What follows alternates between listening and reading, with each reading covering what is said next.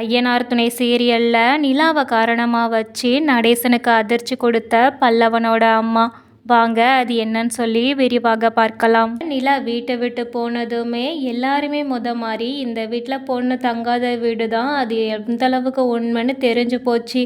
அதான் சோழன் கட்டிட்டு வந்த பொண்ணுமே இப்போ வீட்டை விட்டு ஓடி போயிட்டா அப்படின்னு சொல்லிட்டு ரொம்பவே கேவலமாக பேசுகிறாங்க. சோழனால் வெளியில் தலை காட்ட முடியலை. இங்கே ஒரு பக்கம் இருக்க நடேசன் இந்த பேச்செல்லாமே கேட்டுட்டு தாங்க முடியாமல் எப்படியாவது போய் நிலாவை கூட்டிகிட்டு வரணும்னு சொல்லிட்டு போய் அவங்கக்கிட்ட எல்லா உண்மையுமே சொல்கிறாங்க. நான் தான் அன்னைக்கு அவனை ஏற்றி விடுற மாதிரி ஒரு மாதிரி பேசிட்டேன். நீ தாலி கட்டின பொண்ணு தானே, அவகிட்ட உனக்கு இல்லாத உரிமையா? நீங்கள் 2 பேருமே ஒரு குடும்பம் நடத்தினா மட்டும்தான் அந்த பொண்ணும் உன்னைய ஒரு புருஷனாக நினப்பா அப்படின்னு சொல்லிட்டு நான் தெரியாமல் சொல்லிட்டேம்மா. அதை தான் அவன் வேறு மாதிரி புரிஞ்சுக்கிட்டு அன்னைக்கு ஓ ரூமுக்கு வந்துட்டான் அப்படின்னு சொல்கிறாங்க. இதை கேட்டதுமே நிலா ரொம்பவே கோவப்படுறாங்க. நீங்கள்லாம் ஒரு அப்பாவா? பெத்த பையனுக்கு இப்படி தான் சொல்லி கொடுப்பீங்களா? இதே இடத்துல உங்கள் பொண்ணு இருந்துட்டு வேற ஒரு பையனுக்கு நீங்கள் இதே மாதிரி சொல்லி கொடுப்பீங்களா? இல்லைல்ல. அப்போ நீங்கள் என்னை எந்த அளவுக்கு நினச்சிருக்கீங்கன்னு எனக்கு இப்போ புரியுது. தயவு செஞ்சு என் கண்ணு முன்னாடி நிற்காதீங்க, வெளியே போங்க அப்படின்னு சொல்லிட்டு நிலா சத்தம் போடுறா. உடனே நடேசன், தயவு செஞ்சு அமைதியாக இருமா, நான் என்னமோ நீ புரிஞ்சுப்பேன்னு சொல்லி தான் உன்கிட்ட வந்து உண்மையெல்லாம் சொல்ல வந்தேன். ஆனால் நீ புரிஞ்சுக்கிடாம இன்னுமே என்னைய கேவலமாக பேசுகிற. இப்படி எல்லார் முன்னாடியும் வச்சு என்னை எந்த கிளி கிழிக்கிறியே. தன்னை விட்டா போதும்னு சொல்லிட்டு நடேசன் தலைதறிக்க ஓடுறாங்க. அதுக்கப்புறம் இங்கே ஆஃபீஸில் நிலா வேலை பார்த்துக்கிட்டு இருக்கும்போது சோழன் நிலாவை பார்க்குறதுக்காக போகிறாங்க. இதை கூட வேலை பார்க்குற பொண்ணு பார்த்து சொன்னதுமே அவர் கொஞ்சம் நம்ம லேட் பண்ணால் உள்ளே வந்து அன்னைக்கு மாதிரி பெரிய பிரச்சனை பண்ணிடக்கூடாதுன்னு சொல்லிட்டு வெளியில் போகிறாங்க. அப்போது நிலாவுக்கு பேசுகிறதுக்கு தோணவே இல்லை. சோழன், தயவு செஞ்சு என்னை மன்னிச்சிடுங்க, நான் அன்னைக்கு பண்ணது ரொம்பவே பெரிய தப்பு தான். அதனால் என்னை தயவு செஞ்சு உங்கள் வாயால் என்னை மன்னிச்சிட்டேன்னு மட்டும் ஒரே ஒரு வார்த்தை சொல்லுங்கள், நான் கொஞ்சம் மன நிம்மதியாக இருப்பேன் அப்படின்னு சொல்கிறாங்க. பார்த்தீங்களா, இப்போ கூட நீங்கள் என்ன தப்பு பண்ணேன்னு சொல்லி அதை உணர்ந்து என்கிட்ட வந்து மன்னிப்பு கேட்கல. உங்களோட சந்தோஷத்துக்காக, உங்களோட மன நிம்மதிக்காக நீங்கள் மன்னிப்பு கேட்குறீங்க. இந்த மன்னிப்பை நான் எப்படி மனசார ஏற்றுக்கிட முடியும்? தயவு செஞ்சு இங்கேருந்து கிளம்புங்க அப்படின்னு சொல்லிட்டு சோழனை ரொம்பவே திட்டிக்கிட்டு இருக்காங்க ஆஃபீஸ் வாசலில் வச்சு. அதே நேரம் அங்கே பல்லவனோட அம்மா வராங்க.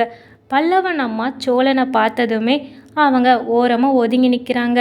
ஆனால் 2 பேரும் பேசுகிறத பல்லவனோட அம்மா கேட்டுக்கிட்டு தான் இருக்கிறாங்க. அப்போ நிலா சொல்கிறாங்க, அந்த வீட்டில் ஏற்கனவே பொண்ணு வாழவே முடியாதுங்கிற மாதிரி சொன்னாங்க. அதெல்லாம் நான் கொஞ்சம் கூட பொருட்படுத்தாமல் அந்த வீட்டில் எல்லார்கிட்டேயுமே சகஜமாக பழகி நல்ல நட்பாக தான் இருந்தேன். எல்லாருமே அதே மாதிரி என்கிட்ட பாசமாக தான் இருந்தாங்க. நீங்களுமே என் மேலே ஒரு நல்ல மரியாதை தான் வச்சுருந்தீங்கன்னு நான் நினச்சிக்கிட்டு இருந்தேன். ஆனால் என்னைக்கு இந்த மாதிரி நடந்துச்சோ அந்த இடத்துல நான் இருக்கிறது நல்லதில்லை. அதுக்கு தான் நான் தூர வந்தேன். ஒரு பொண்ணு இருக்கிற ரூமில் இப்படி அத்துமீறி நீங்கள் வந்தீங்களே, நீங்கள் பண்ண இந்த பொறுக்கித்தனத்தை நான் என்னன்னு சொல்கிறது அப்படின்னு நிலா கேட்குறாங்க. அதுக்கு சோழனும், எங்க இது பொறுக்கித்தனம் இல்லைங்க, நான் உண்மையிலேயே உங்களை தாலி கட்டின பொண்டாட்டியாக தான் நான் நினைக்கிறேன். அந்த உரிமையில் தான் அன்னைக்கு நான் குடிச்சிருந்ததும் எனக்கு கொஞ்சம் போதையாகி நான் என்ன பண்ணுறேன்னு தெரியாமல் உங்கள் ரூம்குள்ளே வந்துட்டேன். ஆனால் என் மனசளவில் நான் உங்களை மனைவியாக தான் நினைக்கிறேன். இப்போவும் சரி, நீங்கள் என்னோட மனைவியாக தான் நான் முழுசாக நினைக்கிறேன் அப்படின்னு சோழன் சொல்கிறாங்க. உடனே நிலா, நீங்கள் ஒருத்தர் மட்டும் நினச்சா போதுமா? என் மனசில் என்ன இருக்குன்னு நீங்கள் கொஞ்சமாவது யோசிச்சிங்களா?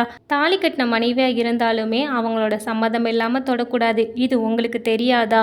அதே மாதிரி நான் உங்களை புருஷனாக நினைக்கவே இல்லை. அந்த கல்யாணத்தை நான் ஒரு கல்யாணமாகவே நான் நினைக்கல. அப்படி இருக்கும்போது நீங்கள் எப்படி என்னோட ரூம்குள்ளே வரலாம்? நமக்கு எந்த சூழ்நிலையில் அந்த கல்யாணம் நடந்துச்சுன்னு உங்களுக்கு நல்லாவே தெரியும்.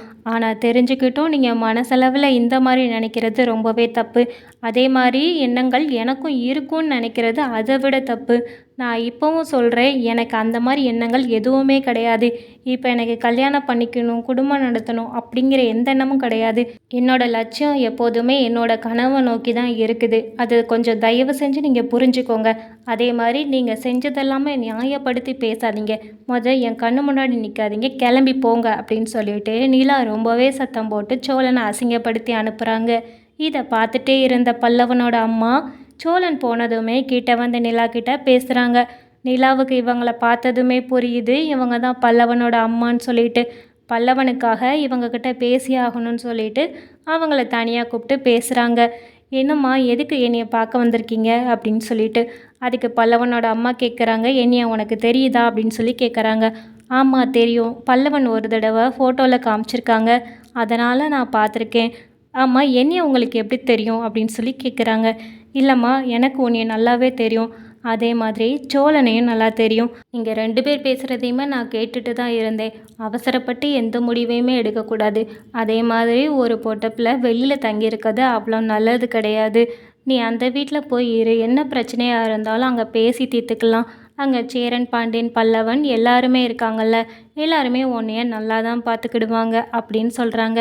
நீங்கள் சொல்கிற எல்லாமே எனக்கும் தெரியும். நான் அந்த வீட்டுக்கு வந்த புதுசில் இருந்த பாதுகாப்பு இந்த விஷயம் நடந்ததுக்கப்புறம் எனக்கு பாதுகாப்பாகவே தெரியலை.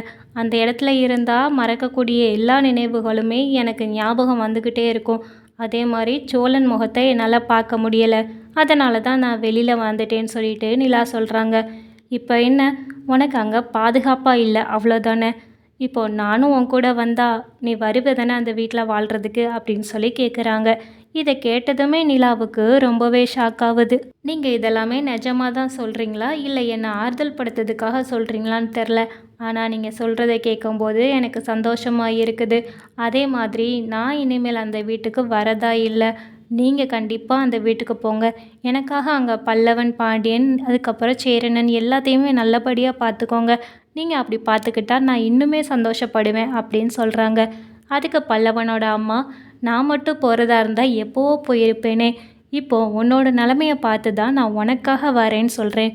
நீ தயவு செஞ்சு வா நிலான்னு சொல்லி பல்லவனோட அம்மா ரொம்பவே கெஞ்சுறாங்க.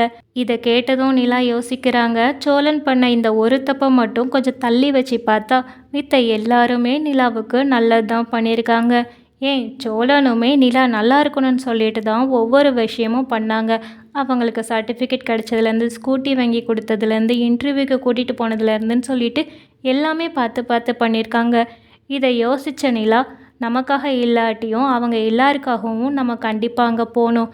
அப்படி போகும்போது பல்லவனோட அம்மாவும் நம்ம கூட வரேன்னு சொல்லியிருக்கிறதுனால இன்னுமே அங்கே எல்லாருமே சந்தோஷப்படுவாங்கன்னு சொல்லிட்டு, சரிம்மா நான் உங்களுக்காக சொல்கிறேன், நான் வரேன் அப்படின்னு சொல்லிட்டு பல்லவனோட அம்மா கிட்ட சொல்கிறாங்க. இதை கேட்டதும் பல்லவனோட அம்மா ரொம்பவே சந்தோஷப்பட்டு, சரி இப்போ சாயங்காலம் வேலை முடிஞ்சதும் வான்னு சொல்லிட்டு கூப்பிட்டு போகிறாங்க. அப்படி கூப்பிட்டு போய் ஹாஸ்டலில் அவங்களோட லக்கேஜ் எல்லாமே எடுத்துட்டு நேராக வீட்டுக்கு ஆட்டோவில் வந்து இறங்குறாங்க. இதை பார்த்ததுமே நடேசன் ரொம்பவே ஷாக் ஆகி முழிக்கிறாங்க. இவங்க எப்படி இங்கே வந்தாங்க, அதே மாதிரி நிலாவை கூட்டிகிட்டு வராங்கன்னு சொல்லிட்டு ரொம்பவே ஷாக் ஆகுறாங்க. இதை பார்த்ததுமே உள்ளேருந்து பல்லவன், சேரன் எல்லாருமே வந்து பார்க்குறாங்க.